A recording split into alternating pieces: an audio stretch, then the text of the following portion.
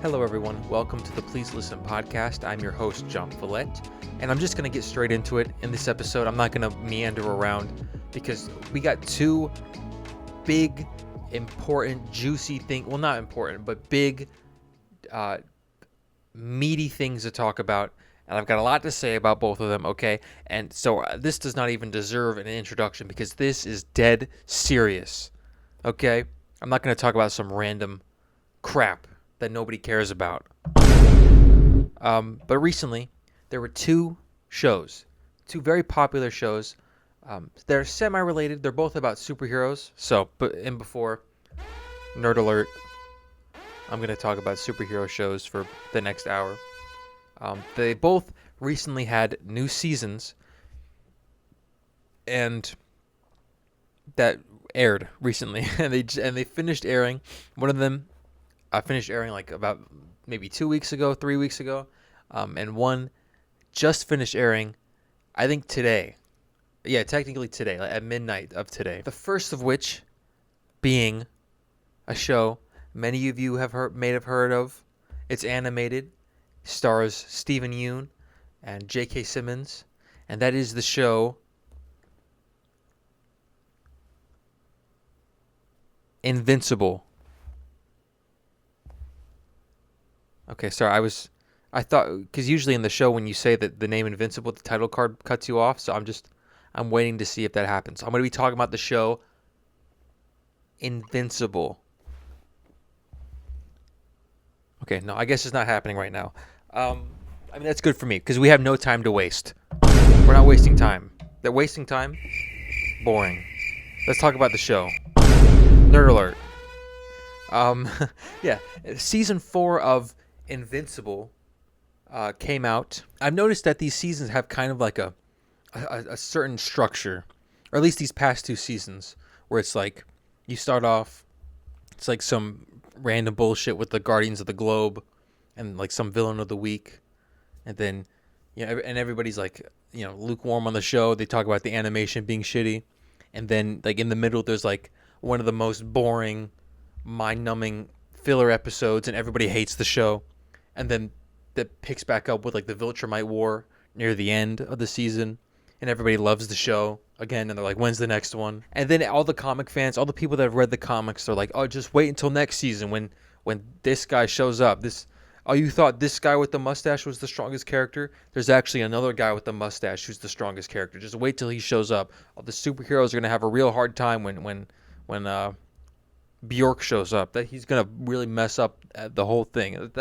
That's basically what happens every season. And I guess part of my love-hate relationship with the show is based on like the I guess the quality from scene to scene. I'm noticing like it wavers so much, and like the difference in quality is just becoming like wider and wider, because you'll have the most amazing subversions, expectations subverting, the coolest moments, and like in between are like some of the lamest, most generic scenes, usually of like dialogue of people talking.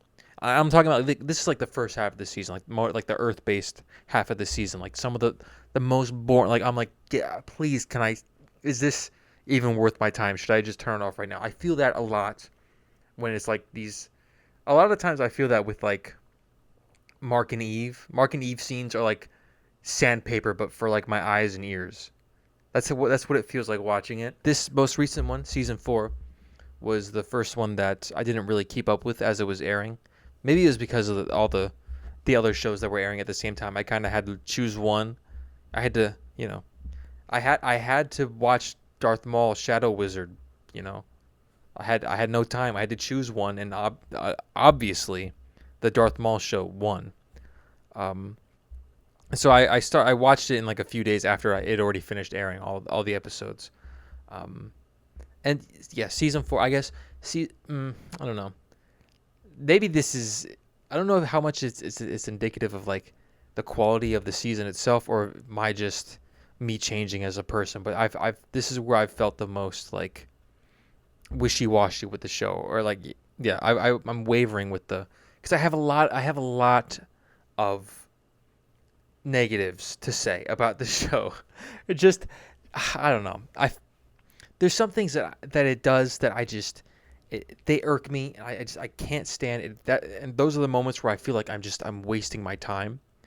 Um, a big thing that I don't like about the show that I heard a lot of people complain about in season 3, and that I felt, especially with this season, that I was kind of like, oh, come on, is the I know a lot of people might hate me for this, especially people that read comics just in general. I don't like in this show. I don't like the recurring villains. I don't like it, like how much they bring back villains and threats so often. I felt that last season with Doc Seismic, and there was the dragon episode where they killed the dragon guy, and at the end of that same episode they bring him back just so he can come back. He comes back in this season. I'm like, fuck the Sequids. I don't fuck the Flaxens. The first episode of this season where they were fighting the Sequids, I was like, please, this can I wanted to fast forward it. I'm like, I don't care about them punching these pink globs of nothing that I have no like sense of if there's even any progress being made. I mean, it leads to a cool moment at the end of the episode. He kills the guy that the Sequid is controlling. And the Sequid they're like mind control things. They attach to you and they just control your mind. So that guy that Mark killed was an innocent person, you know. But Mark did that because the threat of having one of these guys still be alive with the Sequid controlling them, was a higher threat than if he were to just kill the one guy. It's like the trolley problem, I guess. Part of Mark's arcs in this season was choosing the lever of the trolley problem and killing the one guy to save more. And yeah, so the Sequids, I'm like, please let this be the end of the Sequids. I thought we were done in the last season. Then when they brought the Flaxens back, I was like, no way they're bringing the Flaxens back. I do not care about the Flaxens. And Robot and the Monster Girl, they go into the Flaxen planet, and I'm sure that leads to something. Hopefully that leads to something cool in the comics. And I guess that's. I mean, I don't mind the outcomes of doing, because like I said, the Sequid fight led to like a cool moment that was like a big like whoa, like an important part of Mark's Mark's arcs, and I'm sure the Flaxen thing will lead to something interesting with Robot going on. But I don't know. In episode 1 we spend so much time watching these guys just punch these things and I think they're pressing like buttons to send people someplace. It takes so long, and it's like, I don't know. It feels like, because bringing back the Sequids is kind of like a means to an end, to just have that moment of Mark showing that Mark is becoming less optimistic in his fighting style. But we spend so much time doing it as if they're an actual threat. And I felt with the Doc Seismic fight in last season, where they're fighting like these volcano monsters, I was like, because maybe this is why I don't like that, and it's the same reason why I don't like when they fight the dragon. The dragon comes back in this season, and the Sequids, and there's maybe some other things, because I don't know, these fights when they're fighting, I don't like it when they fight like monsters. When Mark is fighting his dad, or he's fighting Angstrom, or he's fighting Conquest. They're not human, but they have like human anatomy. They have organs, they have internal organs, they have bones, they have skin. So like you kind of have like you have like a frame of reference for like how much damage is being done. But when they're fighting like this dragon, they're just punching the dragon like infinite amount of times and nothing's happening. And so I'm like, I don't know, it doesn't feel like there's any progress being made, yet they just keep fighting it. So it's like I feel like I'm wasting my time. And it was kind of like that with the Doc Seismic volcano monsters in season 3. I'm like, why do I even care? And with that too, it's like they have the Flaxens in this have these robots that they built to fight Omni-Man, and they're strong enough that they're kicking Mark's ass in this. They kick his ass so thoroughly. The only reason that they don't win is because they were able to make them age super fast by turning off their power dampener or whatever it's called, the thing that makes them not age fast.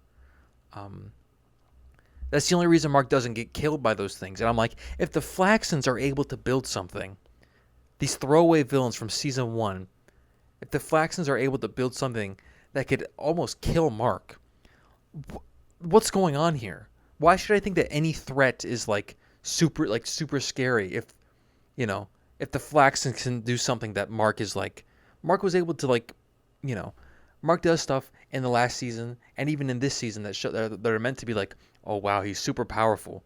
But if this robot built by these aliens is like stronger, what am I supposed to think there? I'm like, these guys could take over the world if they can build a robot stronger than Invincible. In season 3, once Oliver killed the Muller twins, like for good, hopefully, he became like my favorite character. I was like, finally, somebody killed those guys. The Muller twins annoyed me so much. It was cool up to a point. Because I guess the joke is like their whole thing is like, oh, they always come back. But if that's every recurring villain, what's so special about the Muller twins? And they were so annoying. Their shtick I got so sick of their thing so fast. And then Oliver killed them, and I was like, good. Hopefully I never have to see them again. And if they bring them back, I might not watch the show anymore. And if they... Okay, there's this recurring joke with this mummy character who's stuck in this tomb. And there's always like a bit where you think he's going to come out of the tomb, and then something like postpones his escape from the tomb. If that mummy character... I'm saying this right now. If that mummy in one of the later seasons becomes like an actual threat, and there's a fight scene that lasts more than 30 seconds with that mummy, that isn't, and it's not like a joke fight where they beat him super fast, I will stop watching the show, okay? It's a funny bit, but if it becomes like an actual threat, it will ruin the joke instantly for me, okay? That's all I'm saying. If that I do not want that mummy to come back. Mark my words right now. What else was I gonna say? I was gonna hate on the Muller twins, I think, some more. In episode 4, oh my gosh, I wanted to carve my eyes out watching episode 4. I thought it was the most. I know the episode has drawn a lot of ire. That's the right word. That's ire. That's the word of the day, ire. It's drawn a lot of ire for being just unabashed filler, and they're all right. I wish they weren't right. Maybe if this was a few years ago, I would have defended this episode being like, it's character development. But no, I was so bored during this episode. I thought it was so lame. It starts off, they bring back those fucking volcano monsters from Doc Seismic season 3 fight. Those things that I hate. It starts off with like a 10-minute long action sequence between this villain called Volcanica, who I thought was so boring and lame. And this episode actually brings back a character who I really liked in the first season. They bring back Damien Darkblood, who's like a demon detective, voiced by Clancy Brown because he's in everything. They bring him back, and the episode is like centered around like a story with him, and he works for the devil, and in the Invincible universe, and they go to Invincible universes like hell. They bring him back in this, but they remove like everything that was interesting about him. He's like a warrior, and with his sister, and I don't know, the whole action sequence at the beginning, I was like, this is so boring and generic. Please, can this be over? And the whole episode I just thought was so useless and unnecessary. I'm sounding rude, but I did not like this episode at all, guys. And it's like, I don't know, like, he was so interesting because in the first season he was like a detective, and I find a demon detective more interesting than just a basic like demon warrior. And there were so many bits in the show, in the episode, that were like intentionally like wasting time, or like budget friendly, like budget saving, where they're falling in that bottomless pit for 3 minutes and they're just talking, or the bit where they Invincible fights like some monster, but they don't show it at all. There's multiple moments like that in the filler episode. So it's like, I feel like that episode, they might have just put that in the budget just to save, some dollars for the following episodes. When the show does like generic things like that, I don't know, because part of and this is going to come up in the next show that I talk about, part of the allure of Invincible is that it does things that are like kind of not, it kind of subverts like tropes like that. So when they do things that are tropes, it just, I don't know, it's feels worse to me. Um, and that's also with the not killing off villains.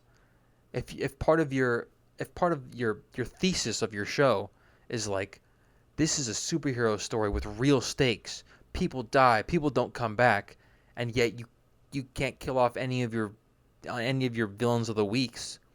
Why? What's that kind of deflates the purpose, doesn't it? And there are many moments in this season where characters have things that happen to them that should kill them, and the show treats it as if it's a death, but they come back. Um, but once we get into episode 5 and beyond, there are a lot of things in the show that I start to really like. The Viltrumite War stuff is like what I'm most interested in this show. And I mean, they bring back Conquest. That's I guess there's nothing wrong with that. Episode 5 is the Conquest fight, right? I think, yeah, the Conquest rematch. And I was a little in the season 3 finale. I was a little like, oh, they're bringing him back after there was a big. Killing Conquest was a big part of that finale. Now it looks like he isn't actually dead, and it's kind of worth it because they fight a little in space. I don't really like it when they fight in space. It's kind of, I don't know, because they have another fight scene in episode 7 where it's like they're only fighting in space, and there's like, it feels all kind of weightless, and there's really no like, they're just like punching each other in like floating nothingness, and they can't really knock into things or kick off of things. But once Conquest and Mark, go down onto the planet, it leads to one of the best moments, and those moments that I love where you don't see Mark hold back. But it also leads to one of the most upsetting fights in the whole show. Like one of the most upsetting images that I could think of Mark.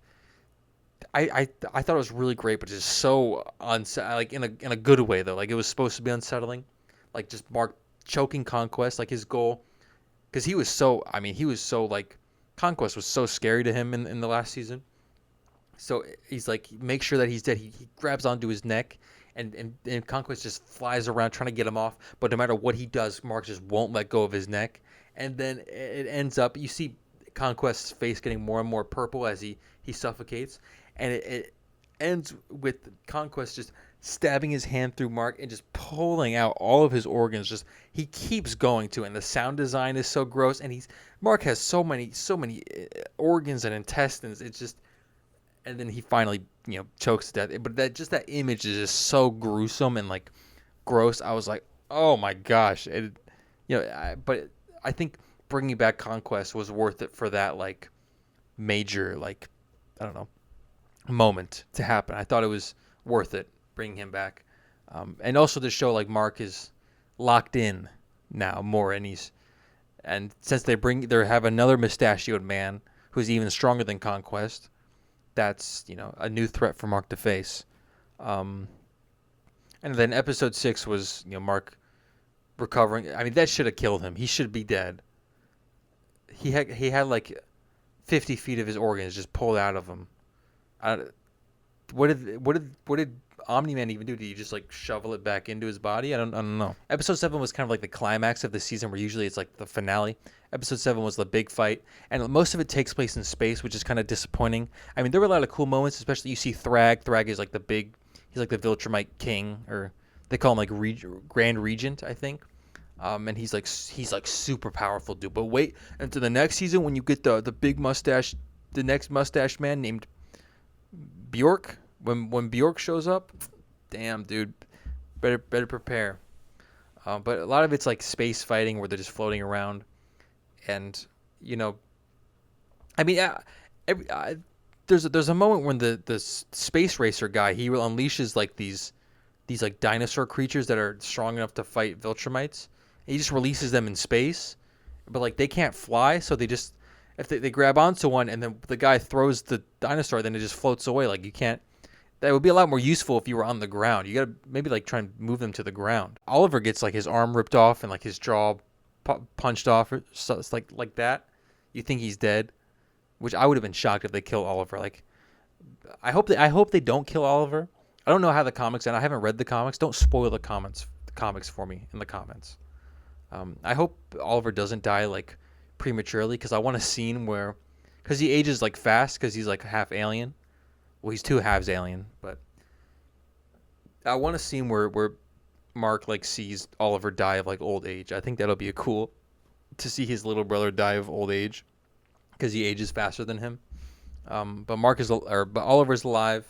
Episode 8, they go back to Earth, and Mark is like super scared that the Viltrumites are there. And like they're flying back from planet Viltrum to Earth, and I was just so pissed off because like Alan and Tech Jacket, who I like Tech Jacket for the most part, but during like they're flying to space, and Mark is like freaking out. He's like, Thrag is and the Viltrumites are on Earth, and they're destroying Earth.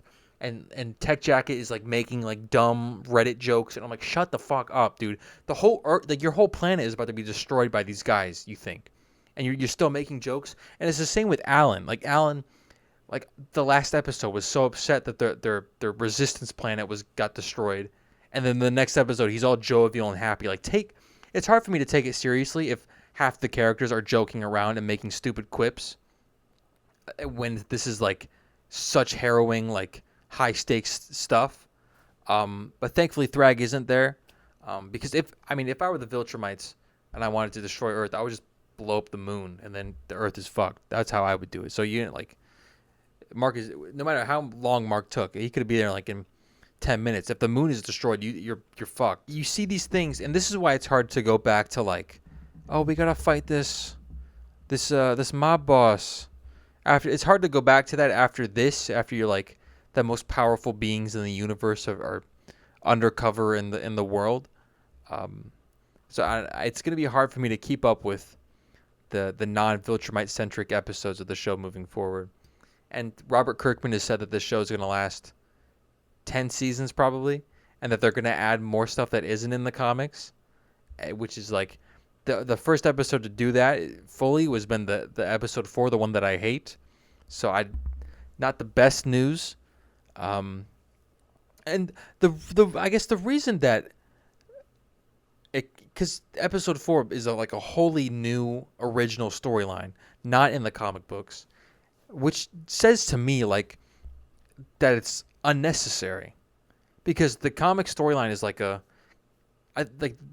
Invincible is like a one definitive like story. It has a beginning and a middle and an end.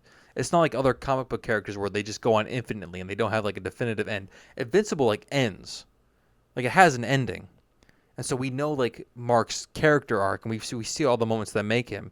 And so adding things in there that weren't there before, like it kind of seems like, because you're able, because we've seen how in the comics he had an arc without that, and so that just proves that he can have that arc without needing these extra little bits that weren't in the comics. That's what it says. That like that's what that says to me. Like you can like, does that make sense? Unless you're replacing another thing that was meant to further that part of the arc with this new stuff.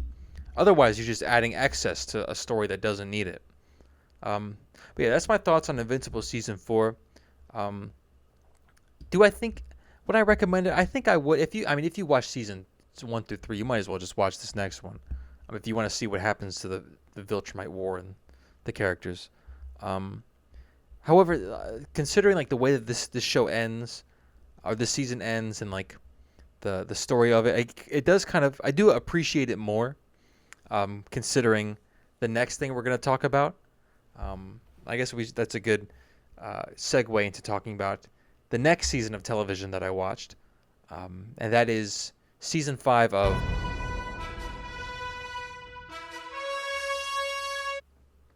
what the hell?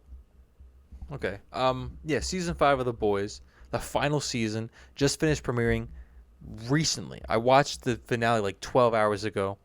Had some time to stew around, and I also have a very colorful history with The Boys. But I thought from the beginning like that the premise of The Boys was so genius, because it's based on a comic, and the comic, I never read the comic, but it's like filled with like The comic was like a parody of like superhero culture, and like superhero characters, um, the over abundance of them, superhero tropes, like a parody like that, made from a real place of hatred by this guy Garth Ennis. He really just fucking hates superheroes. And it's like it's meant to be, it's comedy, and so like there are a lot of what I've seen from the comic. There's so many unpleasant moments, like, and but the show takes that and it doesn't adapt the comic 1-to-1. It actually changes quite a bit, and a lot of people say that the show is better than the comic. Um, but it uses that premise of The Boys, which is like pastiches of superheroes and kind of like a more um, pessimistic light, or a more critical light, and it uses it. It doesn't really. It less so criticizes like the concept of superheroes, and more just it uses it to like criticize celebrity culture and corporations. Later seasons like political parties, and just using that with like superheroes, like this thing that has become so prominent in pop culture, especially in like the film industry. I thought it was really interesting. And since the show came out like what, like 2 decades after the comic, they had to like modernize a lot of the satirical elements from the comics. So I really like how they parody, like, not parody, but they kind of um, reference elements from like modern superhero culture, like, you know, a lot of like the Zack Snyder movies, like they kind of how Queen Maeve's costume is very similar to Wonder Woman, Gal Gadot's Wonder Woman. The conferences that these companies hold to be like, this is our slate of 100 movies that you have to watch. And this is coming from a fan of Marvel and someone who keeps up with like the superhero movie space. Um, it does kind of ring hollow when you remember that these shows are produced by Amazon, The Boys. And it also makes it worse when you consider how many spin-offs of The Boys that they're making. They're turning it into like also a cinematic universe. So it's kind of like a little hypocritical thinking about that now. Season 4 was kind of where it lost a lot of people. Season 2 wasn't as good as season 1, but it, people still like enjoyed it. And then season 3, everybody's like, this one's amazing. And then season 4 is where like the tides really started to turn on the show. Part of the reason was the way it took more of a the political stance it took, like more prominently parodying the Trump administration, because this was in light of the his second presidency. And I understand, because a lot of people are like, well, it's always parodied, it's always made fun of conservatives and MAGA and that political spectrum, that political party. They're just making it more apparent. And other people are like, well, they used to make fun of both political parties, which is true. They did used to make fun of like companies like pretending to have like diversity and stuff like that, which is a thing that not that like more left leaning. It's like a more left leaning thing, like focusing on diversity. But like a lot of companies will do it like just to like check off boxes, not for like any actual like care for any causes. The Boys used to do that. However, I think it makes sense for them to now be like more focused on like criticizing the party that's in power right now and like actively ruining the United States. I think now it makes more sense to want to criticize the party that's like disappearing people in unmarked vans and raising prices on on everything to an ungodly amount. It's more important to focus on that rather than being like, look at this party. They look at this company. They put they're putting too many women in their movies. That's cringe. Like that. Which like they would do that in season 2. Like the girls get it done. But for a while, I was super into The Boys, the show. I even watched the spinoff Gen V, and seeing how that show turned out. Season 2 kind of got messed up because one of the main actors died, so they had to like rework part of the script around that. I felt there were many moments in season 2 that felt kind of clumsy and clunky, and it kind of ended very underwhelmingly. Season 2 did. I really liked season 1, but I don't know, season 2 kind of fell off. It fell off, and there are a lot of fans of Gen V. Um, I think Gen V has kind of like grown its own fan base independent of the boys, kind of. And so much of that show was like set up as this is one criticism that people have of this final season. Gen V sets up like this one character, Marie, as like this super powerful character who could potentially beat Homelander. I will say that even though I liked Gen V like in season 1, I never liked the idea of Marie potentially being the one that kills Homelander in the end, or even becoming like a big part of the boys, like the main show, just because like a character like introduced in like a spin-off show, and like most of her development happening there, and then she comes over here and she's the one that kills the main villain, despite having like very little connection to it. I never liked the idea of Marie being like a big player in the final seasons of the show. So I didn't mind her just showing up for like a little bit and being like, hey. Although Gen V does make a big deal about her being like the strongest ever, the chosen one. And they have like a line about it in this season where Mother's Milk, that's the name of his MM. He's like, I heard you were the chosen one who could beat Homelander, and she's like, no. She's like, nah, sorry, our show got canceled. And so yeah, that's my opinion about Gen V. And so coming into this final season, I was like, I mean, I still like season 4. No matter what anybody says, I really like season 4 still. And then I think Gen V season 2 came out after that, so I was kind of iffy on that. And then this season, this final season of The Boys. Okay, I have a lot to say about this. I don't know. I don't like. First of all, this season has also drawn a lot of ire. That's the word of the day, ire.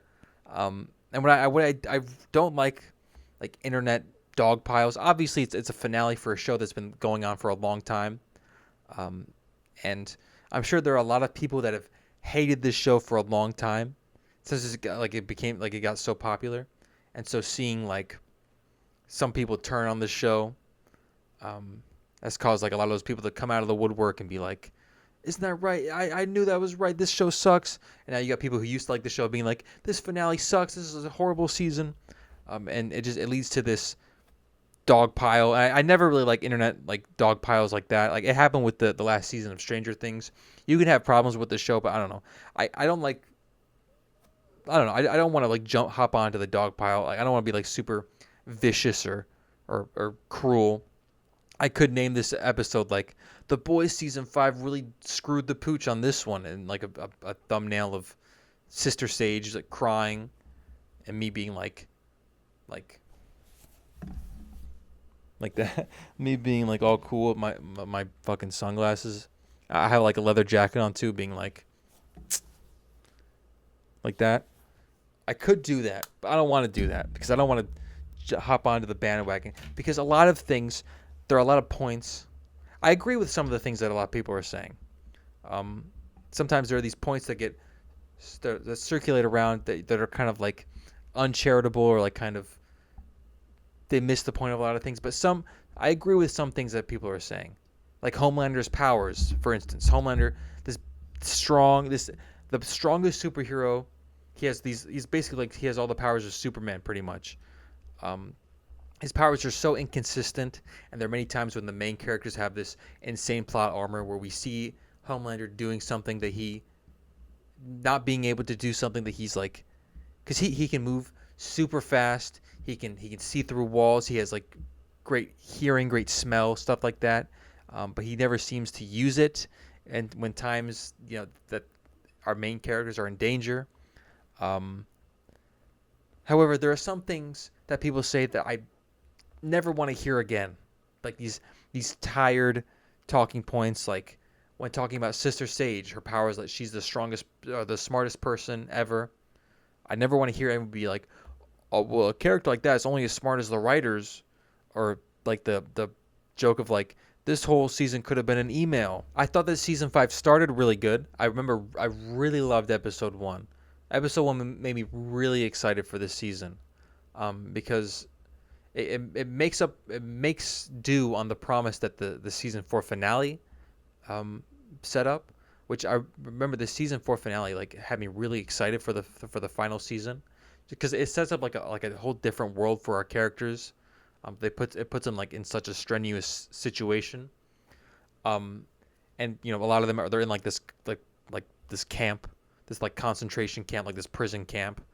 Um, and they kind of have to. The whole first episode is like them planning an escape, which I mean it's a good episode.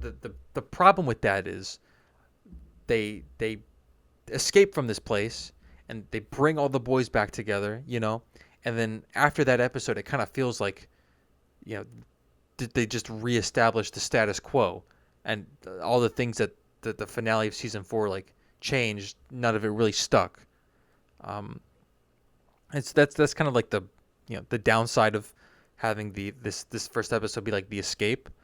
But obviously you can't have like the full season be them stuck in this prison camp. You have to have, you know, and I guess thinking back about season 4, the boys were like separated like for their own little stories. They had like Huey doing stuff with like his mom. I think like Butcher was with Ryan. I forget what Butcher was doing. He had like he was like having like hallucinations of his wife. Um, and so they were kind of scattered about in the last season. So I guess you want to bring back the whole team together. But once they get out of the prison, they're kind of just like, it kind of seems like nothing's changed since like everything that happened in the last season. They're in like this. They have just a brand new base where they're doing their boys stuff, and they're just chilling. Um, but I think the main highlight of the first episode was A Train's death scene. Like this is like the thing that this season probably does best is the last moment with A Train. I mean, everybody's talked about this to death. I think it's the one thing that most people can agree on. Like, although a lot of people, the thing that people will complain about this is like the the logic of his super speed not being correct, which I can't force myself to care about that. It'll never make sense. Speedsters in superhero stories, it'll never make sense. I'm sorry, guys. But A Train's death sequence, the full circle moment of having him avoid a girl, avoid running into a girl, as opposed to the first scene we see him in, where he runs through a girl, and his just showing that like that being like emblematic of his whole character arc throughout these 5 seasons, and that being the thing that ultimately dooms him. I mean, he gets a really great moment with Homelander where he just tells him all his thoughts. He's like, "Why have I been so scared of you this whole time? You're pathetic. You're just an empty suit." And I'm glad that they don't do like he says all this and then Homelander like cuts him off by killing him like in 1 second. I'm always afraid because they do that a lot where like a character's like sometimes they give like a sad or like a powerful monologue and then they just get cut off and instantly killed. I'm glad they don't do that with A Train in this because he deserved to have like a moment where just like saying like, and you can see that like it really gets to Homelander. I like that in these first few episodes, like the things that people say to him, they really get to him. I like seeing like that they cut through like his shell. You can see it visibly on his face, and obviously Anthony Starr, who plays Homelander, is a great performer. He's really great as the character. And then Homelander chokes A Train, and he expects maybe A Train to beg for his life, but he just laughs straight in his face. And I like that even though Homelander killed A Train, it like really Homelander probably felt like he was like, damn. He felt A Train kind of won in the end, pretty much. I mean, he died, but he kind of had the last laugh. Is what I meant to say. And the episode starts with a really great moment of the video of Flight 37. Is that what it's called? All the way from season 1, when Homelander let that whole plane of people just crash and die. And they leaked the footage in front of this whole crowd of people. It's like a conference or something.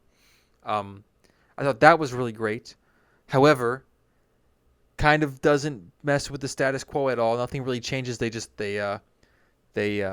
excuse the video as being AI, which is something that I'm sure this a lot of people, a lot of higher ups in the country would try and do. However, you don't really see like the public opinion sway at all. Um, and I guess maybe that's part of my criticism with the show is you don't really see the world's reaction to many things happening. I guess I'll get into that a little later when I talk about some of the downfalls of the later parts of the season. Um, and after season or after episode 1, and then it kind of starts as soon as they find out about this V1 and they start talking about the superhero killing virus. This is when it gets into the part that most people hate about this season. And this is kind of the meme of like when they're slandering your goat, but they're right. And I hate to say this, but I don't know why this happens. This season brings back a fan favorite character, Soldier Boy, played by Jensen Ackles. They bring him back, and Homelander's like goal in this season is to find this thing called V1, which is a thing that Soldier Boy has, and that all the original superheroes have from like the 50s or whatever, and it causes them to be immortal basically. And Homelander's after it because he wants to be immortal so he can just live forever and rule the world forever. And the boys they're trying to develop this virus that kills superheroes.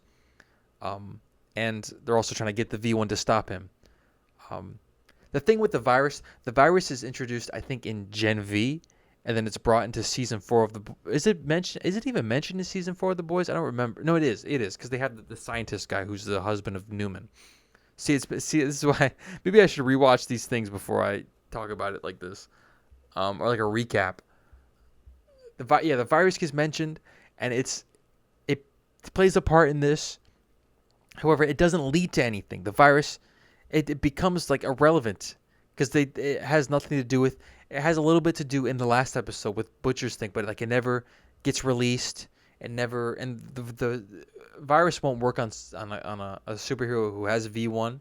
So that's also the danger of getting the V1 before Homelander, because if he has the V1, the virus won't even kill him. But they spend so much time working on this virus, developing this virus, and it amounts to nothing. And then the bad part of the V1 storyline is that this becomes like a Soldier Boy centric story, because the whole finding the V1, it's like we have to go find all of Soldier Boy's old buddies, all of the old superheroes. And the problem with that is that what was announced before season 5 of The Boys was that there was going to be a spin-off of The Boys, a prequel called Vault Rising, starring Soldier Boy, years and years ago, and his gang of misfits. There's this one guy who's in the show Bombsight. There's some other people in them, I forget.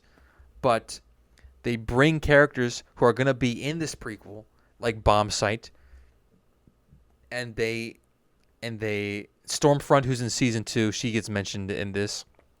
She's going to be in the prequel show, and so this V1 storyline basically becomes like a backdoor pilot, I guess, or like a conclusion for this prequel. So like when the prequel comes out, you watch the prequel, and then when you go and you watch The Boys again, and season 5 rolls around, you get like these conclusions to these like stories from Vault Rising.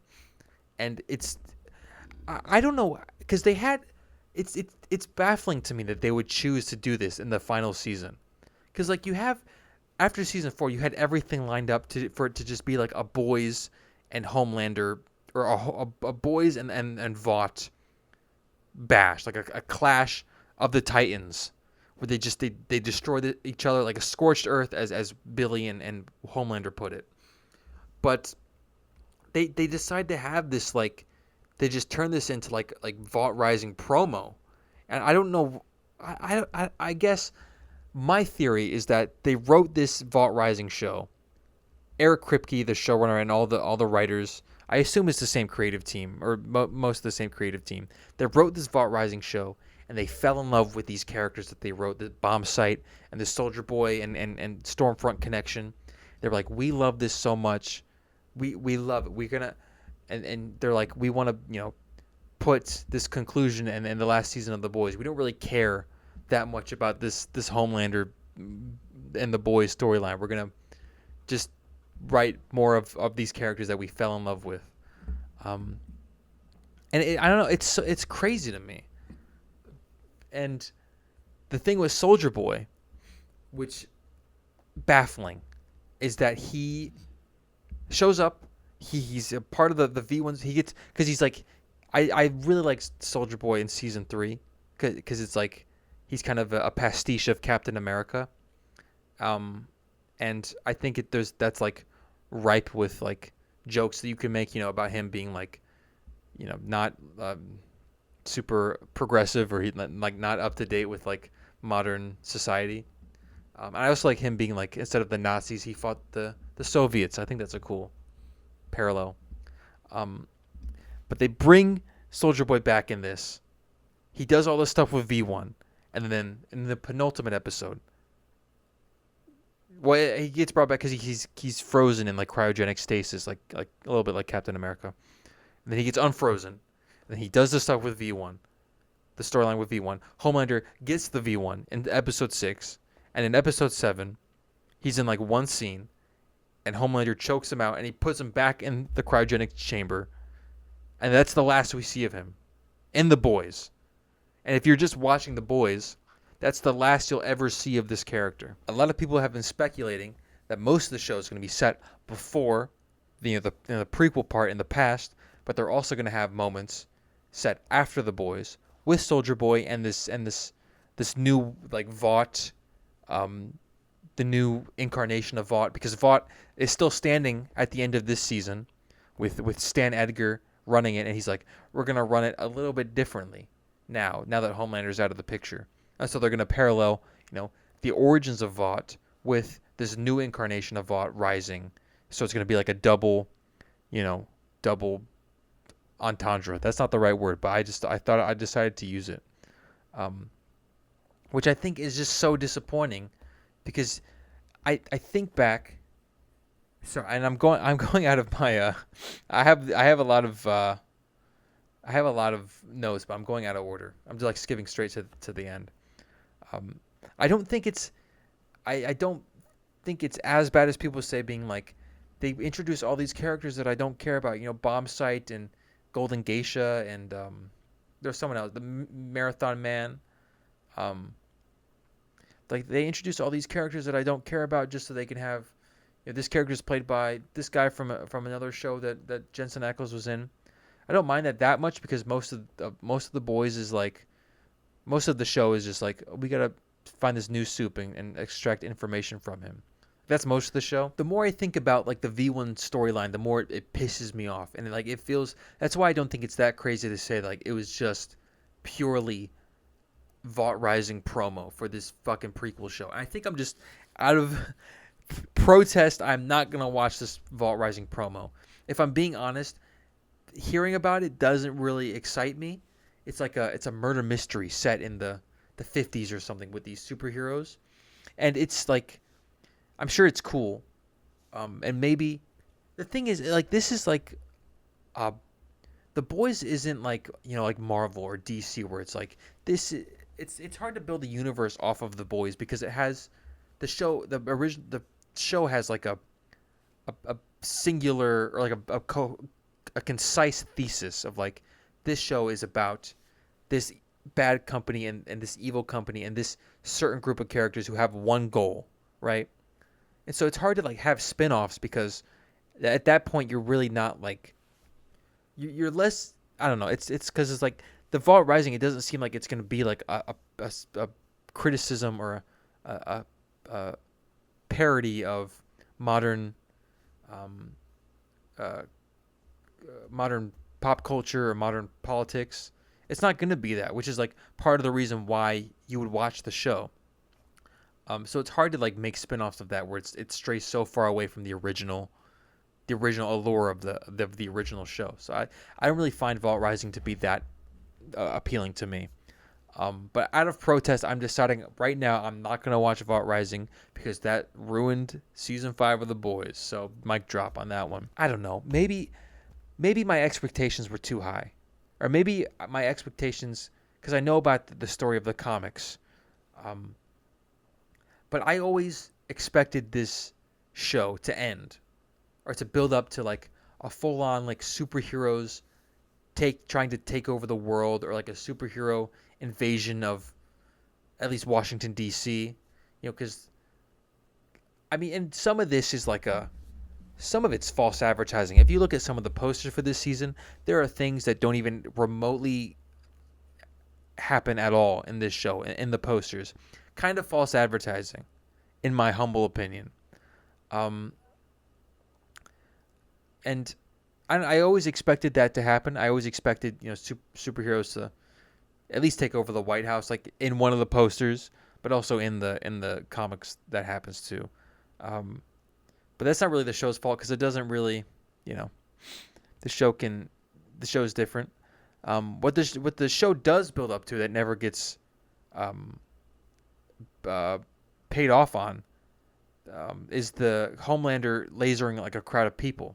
That's something that they've hinted at multiple times. They do that. Homelander has like he imagines doing it in one of the earlier seasons. At the start of this season, he almost does it when the Flight 37 video gets leaked. That's something that the show has always been building to, but we never get a moment like that.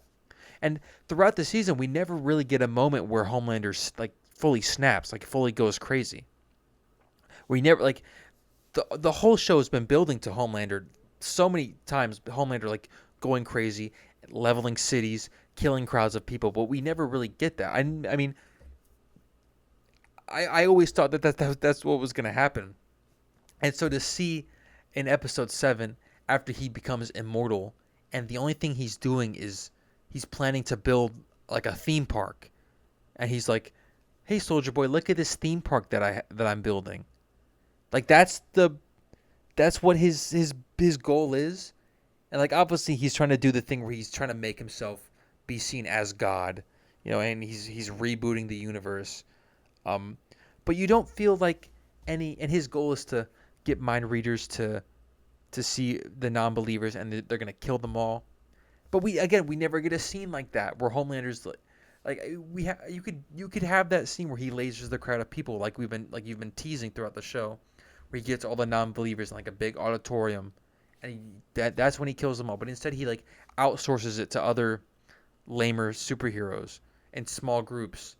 And like again, this is the final season. We're in like it's episode 7 of the final season of The Boys, and we're doing like focus groups where they're producing like shitty promotional videos, and I'm like, this is what this amounts to. This is like this is so tame, so I don't know, mundane. And then episode 7 is where we get like the main a big character death of Frenchie. Frenchie dies, and a lot of people have criticized the execution of that. I mean, he does get a there's a part where Sister Sage and Kimiko hide in this zinc box, and Homelander can't see through zinc, and yet they make him stare at the zinc box for like 10 seconds, and he just doesn't decide to look in there because he's like, I can't see through it. Maybe they're hiding in there.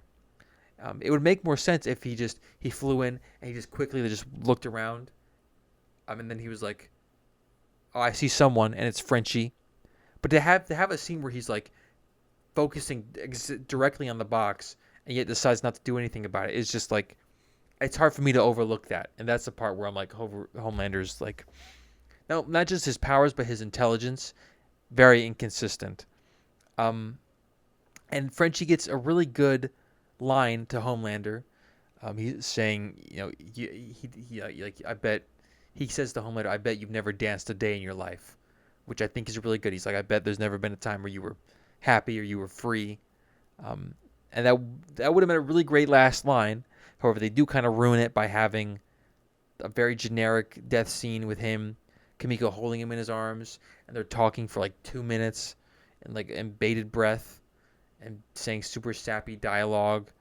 I thought, Kimiko, the actress, I forget her name, Karen Fukuhara, I think is her name.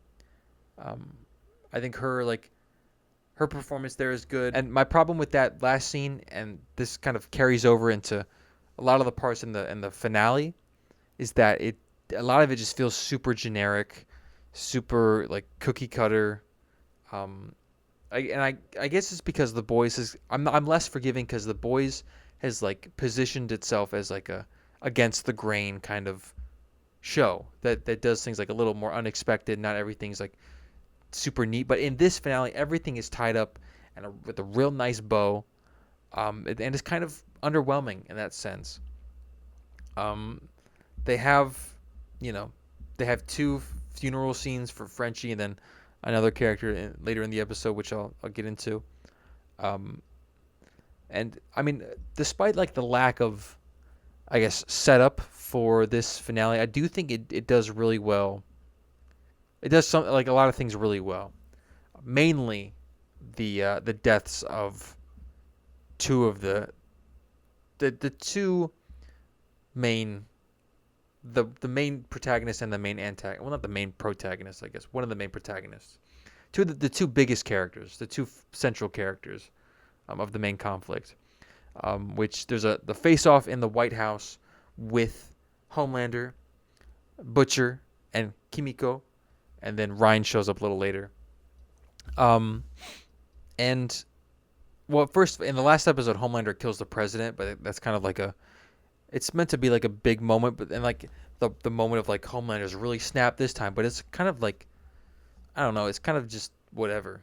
Because I mean, the president the whole season has been like a chump. He basically has no power. If he was shown to have like some power and kind of like push back against Homelander, maybe his death would have been bigger. But he was just like a guy, and Homelander just kills him. But yeah, there's the big fight between the three. I guess this is what I mean about it being kind of generic because they set up Kimiko in the second to last episode getting the Soldier Boy power to get rid of people's abilities with like the chest blast. And they're like, our plan is to hit Homelander with the chest blast and remove his powers.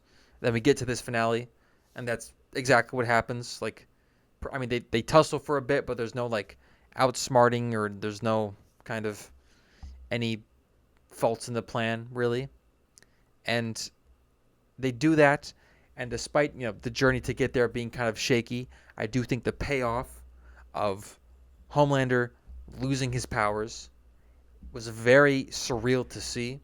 This character who has been the most powerful person for the entirety of the show losing his powers and just seeing the complete 180 that he takes into being this pathetic Weasley, crybaby.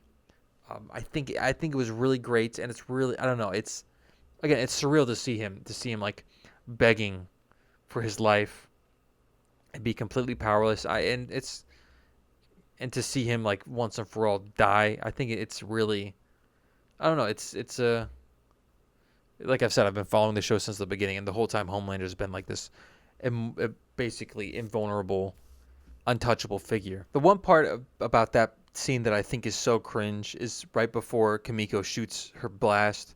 They have a scene where she like talks to like the spirit of Frenchie, and it's done in such a cringe, embarrassing way. It kind of I had my head in my hands a little bit, being like, is this real? I guess I get the sentiment, but having that the Frenchman show up is like a super nice like ghost, like you can do it. It felt so, I guess, not in line with the character that we know, and not in line with like the tone of the show at all.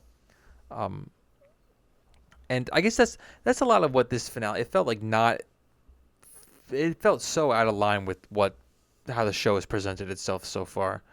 And they do that thing twice of like the character sees a ghost of their past and has this spiritual moment. They do that later in the episode after they kill Homelander. They do that with Butcher because Butcher is about to release the virus in Vault Tower because the dog dies, which is sad. The dog terror dies, and he's like, even after Homelander's dead, he's still like he wants to kill all Supes, and then Huey stops him, and then as Butcher's about to press the trigger to release the virus, he sees his dead brother in Huey, and he's like, I can't do it. And then Huey, thinking that Butcher's about to release the virus, he shoots Butcher, and then Butcher dies. Um, which is really sad. I did think that was a really great scene, but they do that twice of like seeing the ghost of your past. I just think those are both very generic ways to do it. Um, and I mean, I do like Butcher choosing not to pull the trigger on the virus. And yeah, so Butcher dies, and they have another funeral scene where they stand by his funeral. Also, very generic way to end it. I don't know. I don't know why I was so like I kept like groaning and all these like and the funeral scene. Yeah, that's right. And then then they have the montage at the end with the song from Zack Snyder's Watchmen. What is this? Zack Snyder's Watchmen or something? That was what I thought when I heard that. Is that song even in Watchmen? I forget what it's called, but da, da, da, da, da, da. Someone let me know. Um, and I guess this is what I mean by they tie everything up and just such a neat little bow, because they have Kimiko at this like French restaurant with the dog that she said that her and Frenchie would get. They have Mother's Milk. He gets remarried to his wife, and I guess he adopts Ryan, because Ryan is now, he's a normal kid, and he has Homelander's dead and Butcher's dead and his mom is dead. Um, I guess I guess that's just his adoptive son now. Um, and then Starlight is pregnant with Huey, and she fights crime as like a superhero. And Huey owns like an audio visual store. And I guess those are all the main characters. Yeah, I don't know. I guess I was thinking of, especially the thing with getting back together with his wife. It treats the. I guess I don't really necessarily remember why she divorced him. Maybe it's because he was out doing the boy stuff, and she was like, "I can't love you because you keep doing the boy stuff." But it makes it seem like, I don't know. It ignores like a lot of. I mean, most of our main characters are like very broken people. They've done like a lot of bad things, especially in pursuit of stopping Homelander and Vought. And it's not that like they're irredeemable or like they don't deserve any happiness, but I guess this show kind of um treats it as if their only problems their only problem was Homelander. Like after Homelander's dead, like their lives are just fixed. When I don't think that should be the case. Like I'm sure like and his wife didn't just break up because needed to kill Homelander. I'm sure there were more internal problems between the two that like caused them to break up. So I don't know. Them like getting back together as soon as Homelander's dead is kind of weird, and I don't know. It seemed odd to me. Um, but yeah, then the boys ends and there's like a little montage of like behind the scenes, and that's cool. And then they played the episode in theaters, and they had a trailer for Vault Rising. That got leaked, but I won't be watching. So yeah. Anyways, I've talked for about almost 2 hours now. Hopefully, I can cut this down to like 30 minutes. But yeah, those are my thoughts on The Boys and Invincible season 4. And yeah, thank you all for listening to this episode. Let me know your thoughts in the comments. If you made it to the end, congratulations, dude. I don't know how you did it.